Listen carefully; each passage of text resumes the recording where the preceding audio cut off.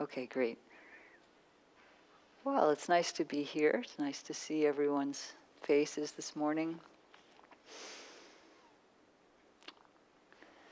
So here in Silicon Valley, intelligence is highly valued, not to mention rewarded.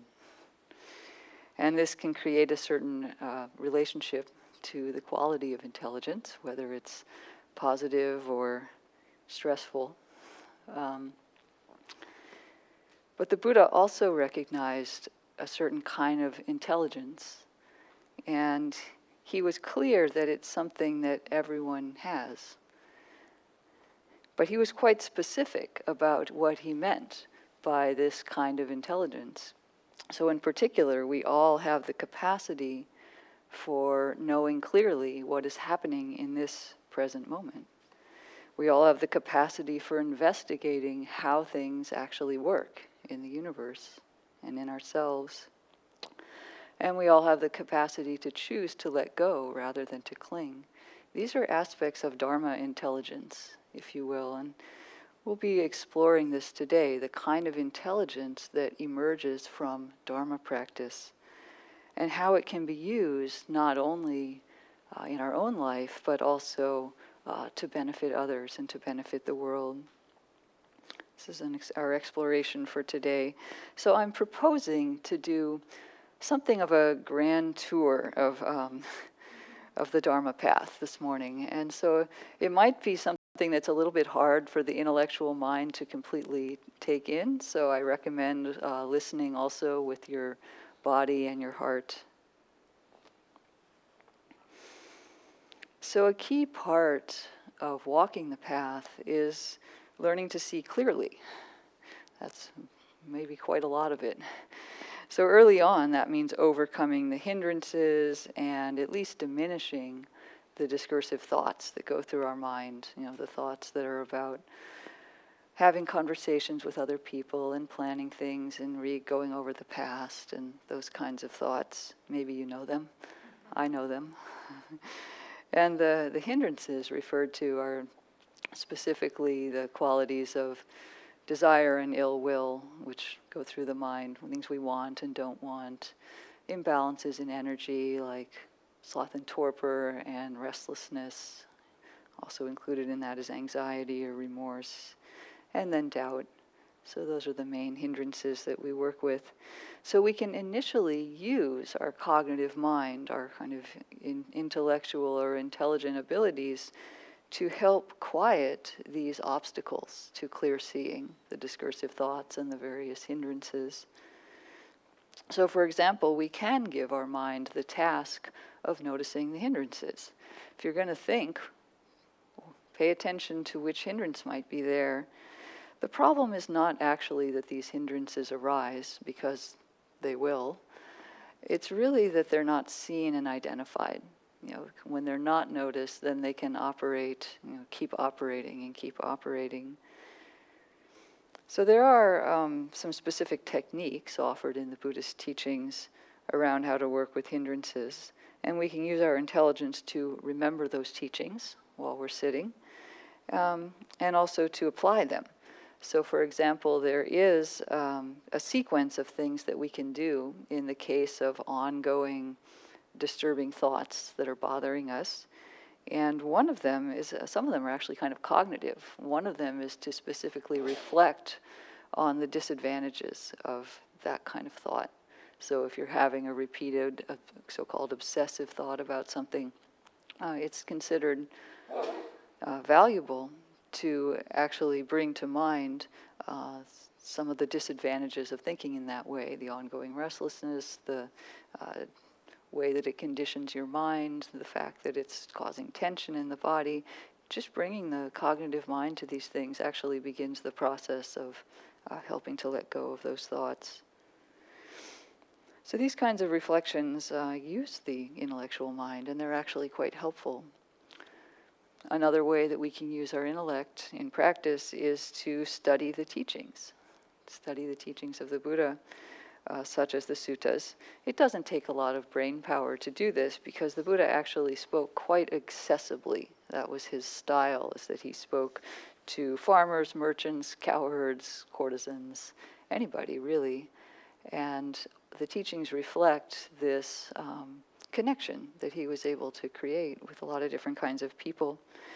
And in a number of suttas to lay people, he praised learning as one of the qualities, which doesn't necessarily mean, a lot of book study. There weren't books at that time, but learning in the sense of hearing the teachings, really taking them in, reflecting on how they apply in our life, whether they seem to make sense to us. This is all considered very skillful within Buddhist practice. You're not asked to accept anything on pure faith forever. So learning is an important quality to emulate and develop. There's one nice list that consists of things that we should cultivate in our friends. So find friends who do this. These include faith, virtue, learning, generosity, and wisdom. If all of our friends had those, we would be in very good shape. So we can make our cognitive mind into a friend, a helper in the task of getting the mind to see more clearly. But to do this well, of course, the cognitive mind does need some nourishment, some support. It can't really do it only on its own. So, of course, there are lots and lots of good kinds of nourishment described in the teachings and that we can find in ourselves. But I'm just going to highlight 3 that I think are very necessary. And the first would be ethical conduct. So this is not everyone's favorite topic, but truly to see clearly, we need the mind to really have a sense of its own stability, its own interaction in the world in wholesome, non-conflicting ways. We could think of it that way. So that there's a feeling that comes with that, a sense of accord or alignment that is necessary, actually, in order for the mind to settle down and be able to see clearly, and certainly for the mind to go further on the path into the qualities that the Buddha described, such as concentration and wisdom. It's really a foundation, and it's not meant to be something that ties us up or stresses us out. That that creates more hindrances. Ethics really works when it's something that we do because we want to, because it feels appropriate and it feels aligned. And we can use a sort of an internal guide to that. There are qualities of the mind that know when things are going smoothly. A second very important nourishment is goodwill or metta. So the sense of connection with other beings. That's a very basic definition of it. A sense of not wanting harm for others, to want to be in alignment, to wish that others' lives would also go well as we wish that our own life goes smoothly. So this can be understood. I'm presenting it in a very cognitive way. This is for the cognitive mind, but you know that this goes very down deep into the being, into the body, into the heart. And we can start to feel into that. And that is actually a nourishment for this kind of Dharma intelligence that we're talking about bringing out today.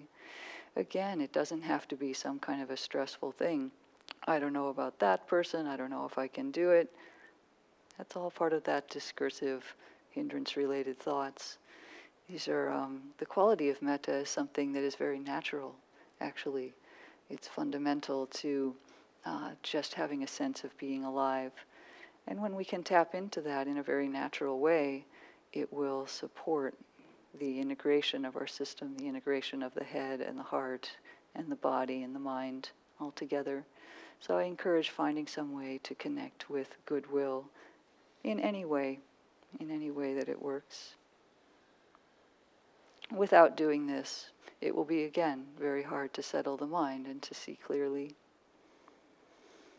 And then the third essential support that I'm naming today would be confidence or trust.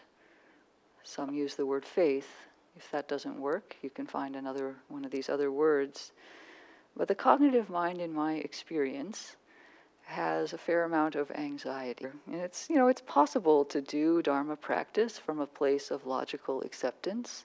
That's a I think, important, but it may not go deep enough to really see exactly clearly everything that's arising. And so I've found it essential to stay tapped into the part of the heart that is coming here that you can't quite explain why. Why do you sit exactly? Why do you come to the center? Of course, we're all going to be able to name some reason that we could. But I would suspect that in all of us, there's something a little bit that would be a little bit hard to describe cognitively. And, if that's a little bit disturbing because we want to always know what we're doing, then we may not pay attention to that part. But it's important to actually know that that's there. You don't have to then talk about it or try to explain it. There are things that shouldn't really be totally explained. And I encourage, in the intimacy of your own practice, to feel what that is and call that your sense of trust or confidence. Don't worry too much about what it is. And that is also a nourishment. All of these things, I'm deliberately using the word nourishment so that when we tap into them, we won't be afraid that they don't sound like us or that they're something we need to just believe in or something that we need to define. Oh, let's go look up in the teachings where this is. These are nourishments. So you take them in like you take in food. Once it's in, it's going to integrate, spread, give you energy. So just allow these things to be a part of your intimate practice. Take them in as food, as something that's going to spread throughout your body and mind, giving you what you need to do the things that you need to do. So through our own cognitive intelligence that's supplemented by these other qualities, we can develop the foundation of seeing clearly. And so at last I'll give you a term for it: mindfulness and clear comprehension. These are the qualities that emerge from engaging with practice with these appropriate nourishments. So there are many descriptions of what a mind that is mindful and clearly comprehending looks like. I'll just read the one from the Satipatthana Sutta, using the first Satipatthana of the body. Satipatthana means establishment, the way that mindfulness gets established. Here, a practitioner abides contemplating the body as a body, ardent, fully aware, and mindful, having put away covetousness and grief for the world. It's pretty straightforward and clear description of a mind that is ready to see clearly. And it's useful to turn over those words in the mind and really feel them in the body, see what they come to. So a mind that sees clearly is an intelligent mind. This is intelligence that everybody has. It's Dharma intelligence. It doesn't really have much to do with our IQ or anything like that. It has much more to do with meeting this present moment in a certain way that leads onward on the path. So everyone has this capacity to see clearly in that way. So then we can maybe ask naturally, what is it that's seen when we see clearly? What do we see? And again, there are lots and lots of things that we can see, anything in our experience of body and mind. But they all coalesce into some particular aspects of experience that we see clearly, and I want to talk about some of that. So this becomes the domain of what's called vipassana practice, which emerges out of mindfulness. So we're now entering into a kind of intelligence that gets to be less cognitive. It's much more in the body. It has also qualities to it that go a little too fast for the cognitive mind in some ways. It may be that mindfulness practice is a kind of enhancement of cognitive intelligence, and then vipassana practice means investigating more with our whole being, seeing more directly without so much coming in from memory and from thought. So it's maybe more intelligent than we can really imagine, this kind of practice that we're getting into. So what we see about experience in particular are the universal characteristics. We see that things are impermanent or inconstant. That's the quality of anicca. we see that because of that, they're inherently unsatisfactory for providing ongoing happiness. That's the quality of dukkha. And we see that they are not so personal. They are anatta, not self. And this is because that they are conditioned. They're interconnected in ways that are unfolding conditions. We see this more and more clearly. And as a person comes to have some clear understanding of these qualities in particular, of the anicca, dukkha, anatta, and conditionality, they often have a particular phrase that they say. They say, all that is of the nature to arise is also of the nature to cease. So the ordinary intelligent mind hears that and says, so what? So what? Everything that's of the nature to arise is also of the nature to cease. It doesn't sound that profound. We were looking for something a little bit more obscure, I think. At least the ordinary intelligence, feels more bolstered by that kind of thing. But actually, this is much more profound than our ordinary thinking mind can really understand. We understand it more with our Dharma mind. And it's actually the heart of the teaching at some level. It has interesting implications. The first one being that there isn't really a solution to dukkha in the world of inconstancy. If everything that is of the nature to arise is of the nature to cease, any solution, so-called, that would arise will also not last. And we may have noticed this in our life, is that, there are situations we're in and something arises that solves them and we feel, okay, I finally got it together. I finally got everything together. How long does it stay together? Then the next thing comes and it's a little bit disorganized again. So this is fine. It actually doesn't mean that we don't look for solutions, and they of course do come and we step into them and then, see what that is, and then the next thing will come. It doesn't really change how you need to go about your day in a sort of an everyday sense. But the underlying understanding is that we don't need to grab on to any particular thing as now I've got it. The teacher Joseph Goldstein from IMS says that he's had the insight, now I've got it, about 10,000 times. So, we can have that thought, but it's a thought and it will arise and pass. So, another dimension of looking at things arising and ceasing is that it challenges the notion of what a thing is, actually. Everything will change. Eventually, things that come into being will eventually not be. And even while they're here, they're not so constant, and they're conditionally supported. So we can start to question the thingness of things. And that doesn't mean that I'm expecting that at any moment this glass is going to dissolve and the water's going to flow. Although that would be very interesting, wouldn't it? But I'm glad it's still here for now.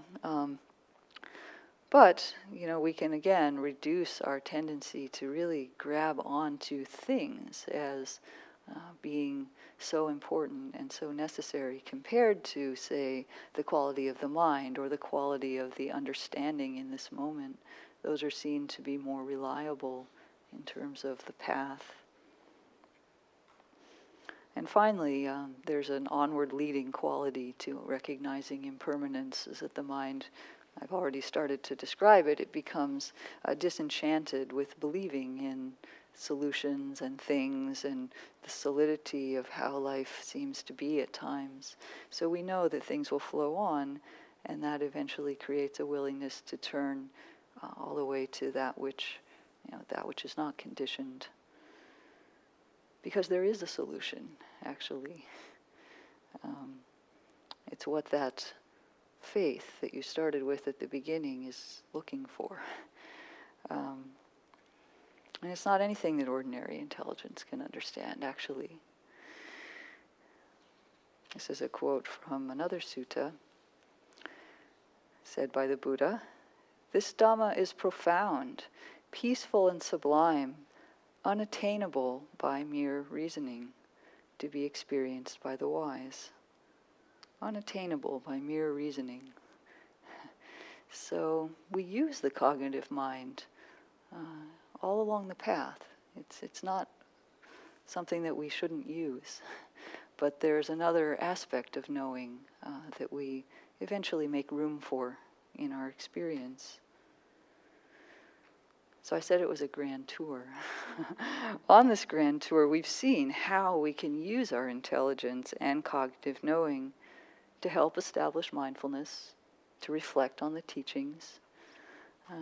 It prepares the mind for vipassana practice, which starts to move into a kind of knowing that's less cognitive, that's more about direct experience.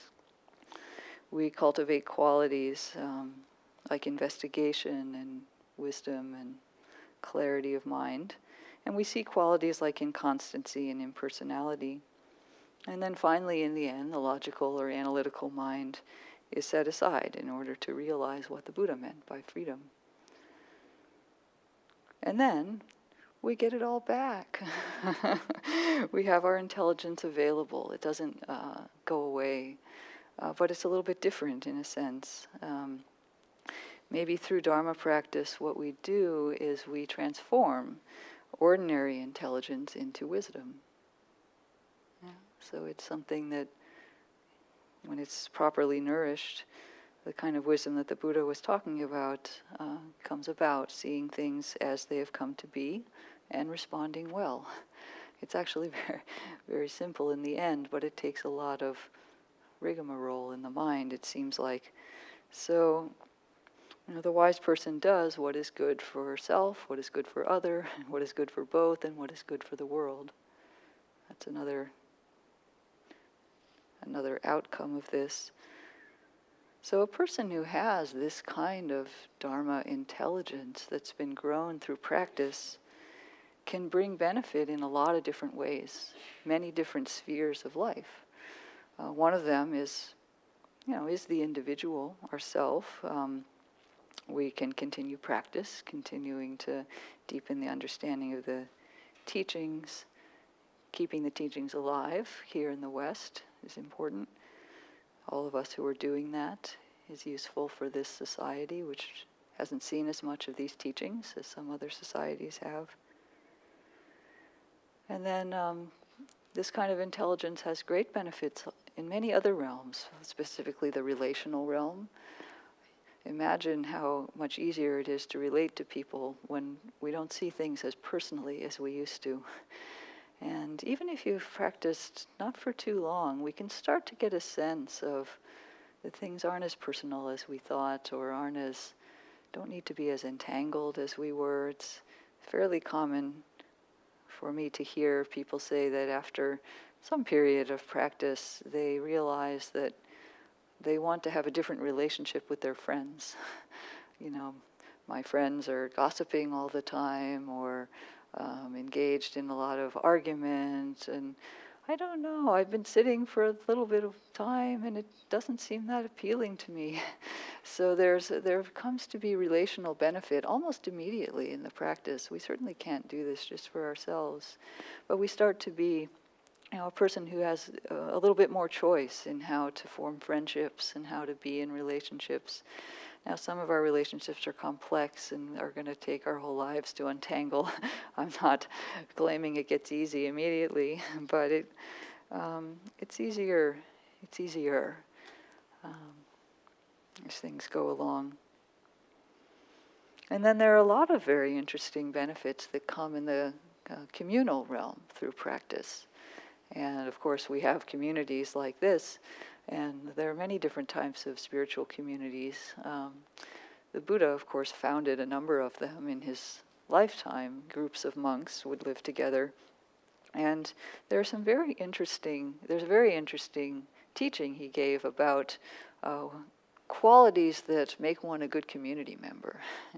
And some of them are unsurprising, qualities of generosity and loving kindness and ethical conduct. These are natural and are well known. But he also said that a good quality is if you have some of this Dharma intelligence, and in particular that this makes a person less obsessed. Right? One of the issues in communities is people getting obsessed with certain things. And so, yeah, an ability to have some self-reflection and to not be quite as, not quite as obsessed about things really helps communities. And then interestingly, another quality said is helpful for community is if people remember that even though their job is to look out for others and serve the community as part of their practice, those people who have Dharma intelligence never neglect their own practice in favor of only serving the community. So this also actually makes for a good community member, somebody who has the self and the other awareness. This is healthy, essentially. And then spreading outward, it doesn't only have to be confined to one's own community. Dharma intelligence serves society. Some fraction of people are going to become inspired and develop strong compassion that enables them to become leaders or other ways of creating change and bringing healing out farther in the world. When our practice is sufficiently carried around with us, it becomes beneficial even in spheres that don't recognize, officially the Buddhism so clearly. And there's a way in which our own practice can enable us to do that in some form. We'll see what inspires us, how that works for us. But there's really no way, I think, that this practice can just sit on the cushion and only be intimate. And yet the more intimate and the deeper it goes on the cushion, in reflection somehow, the farther outward it can go. So if your aim is that you want to go outward, I would say go inward. It works well. So we started by noticing that Silicon Valley values intelligence. This is like placing a seed on a pedestal. Dharma practice is what can grow that seed, of our initial cognitive intelligence into much vaster qualities, like mindfulness, like clear comprehension, like skillful investigation, and like wisdom. When it's nourished by ethics, by goodwill, by confidence. So this growth is something that we all have within us. And we grow to be something that can live truly intelligently, a life of clarity, of care, of ease, and brightness of mind, if you will. I think there's a lot of brightness that is not just the brightness of how smart we are. It's a brightness that we all have, a brightness that shines forth from those who are doing Dharma practice. Maybe you see it sometimes in people. And it's possible if we bring all of our head and our heart to our practice. So I hope that you'll be interested to develop your intelligence fully, to develop your intelligence all the way through your being and then out into the world. So these are my thoughts for today. I would welcome further discussion or questions, please.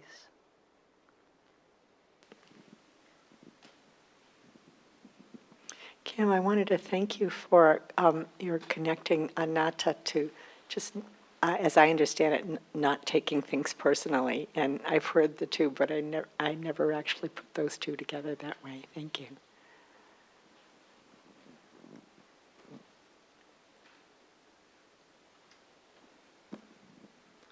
I'd really like to echo that. Some of the teachings on anatta, like you go through all your bodily parts. Is this self? Is that self? Or your possessions? And those all, as you were talking, I was going through some of those, and like my hair. Is this personal? Is my hair a personal reflection on me, or my clothes a personal reflection on me? And the word personal really resonated with me and brought out a different flavor to that teaching that was meaningful. So thank you for that. Thank you.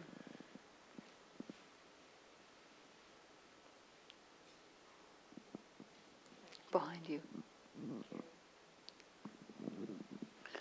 I appreciated the idea of taking intelligence and bringing it into the service of a such broader and more deeper way on Dharma intelligence. And so it just kind of opened up a huge landscape for me. Thank you.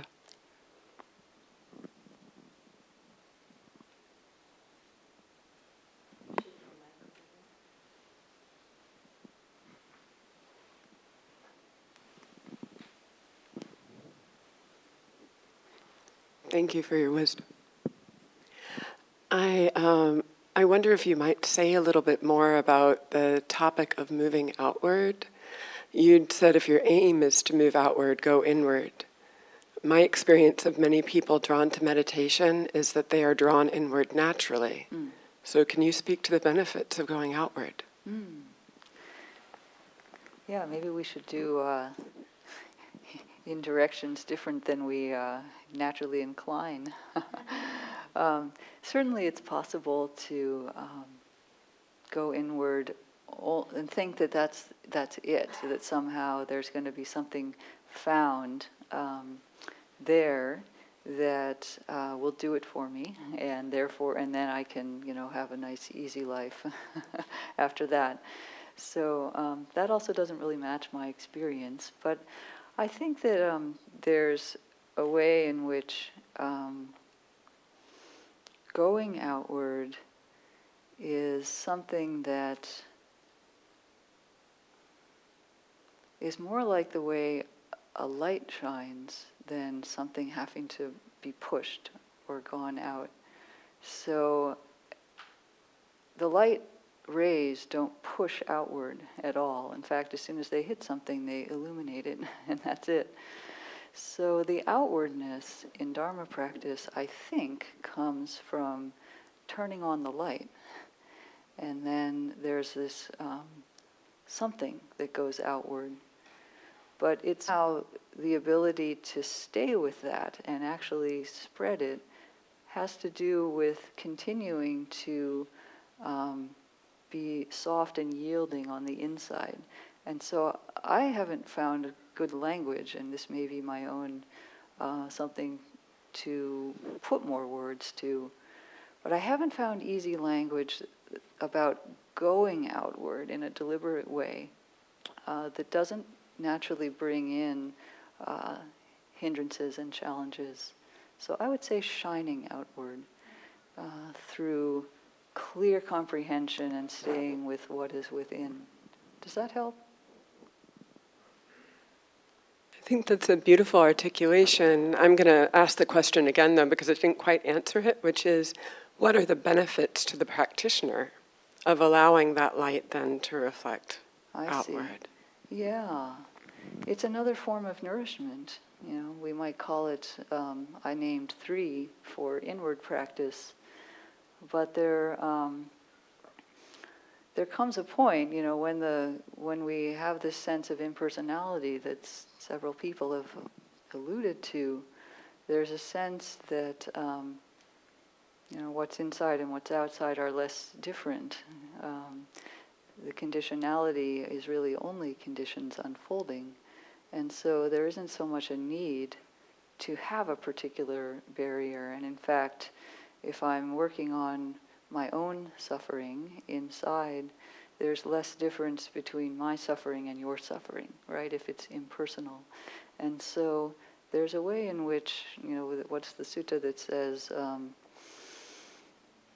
by taking care of oneself, one takes care of others. By taking care of others, one takes care of oneself. So there's a way that the nourishment can come from everything. Once everything has been seen clearly, that also becomes a form of nourishment. There's a hand behind. Oh, there's one here and one there.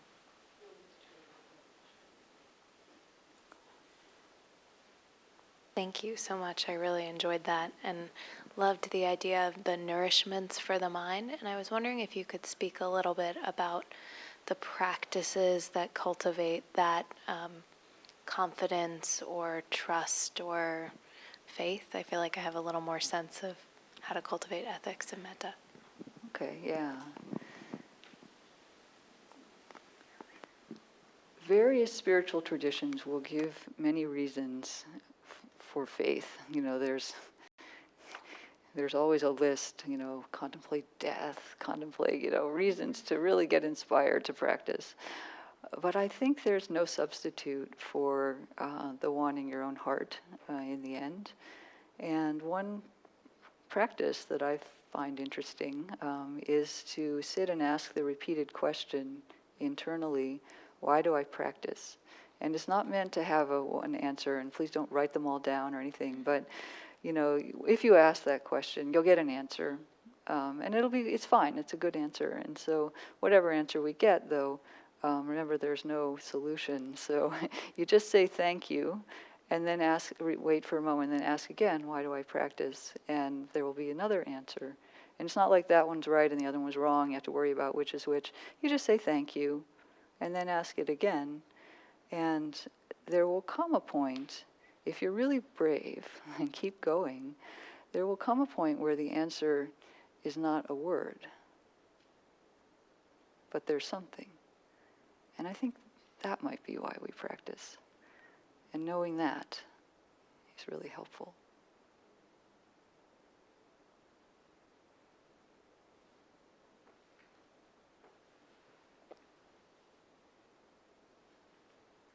Kim, you were so articulate and the conversation was so flowing. I enjoyed your talk very much. I want to go back to that point you made about Joseph Goldstein, who I admire so much, and the impermanence about, you know. Now I've got it. Yeah, but my question is more, I mean, one of the core reasons that I come here, as you asked us to reflect, is this idea that I was fascinated with impermanence. My question is, when Buddha was actually talking about it, was he saying it that, you know, I've been meditating and I have got this understanding that things sort of change always? Or was it trying to let the audience know that whether you're happy or you're sad, the whole idea is that things will change? What was the basis for it? Was it just an observation that was made? Obviously it is. I believe in it. But tell me a little bit more, because I thought you said something about it eliminates suffering, this idea of impermanence. And maybe I misheard that.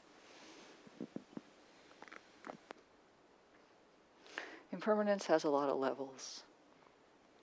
So it does have the level in that anything that we notice is present will someday be absent. So if we're happy or sad, or, you know, this too shall change. Yeah? Common understanding in wisdom traditions. And then if we stay with this sense of things changing, not as an idea, but as an actual experience, we may find that at there's a certain substrate level where things really are changing. It's like, it's like sand flowing or a river. And to the point where it doesn't even make sense to try to hold on to it. We don't experience that 100% of the time, but feeling that a few times is very helpful. And there's a way in which then we don't even need the concept of change. It's only a concept because we see the time itself, which is the needed to understand change, is also invented.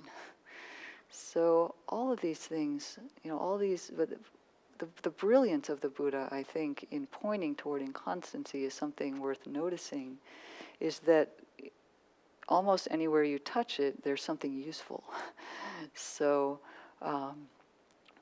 we don't need to even have we shouldn't have a fixed idea about what change is. Right? So however it's manifesting for you is good. It's useful in some way. In fact, it's not a good idea to get fixated on the idea of impermanence. Yeah, is this starting to Yeah, okay.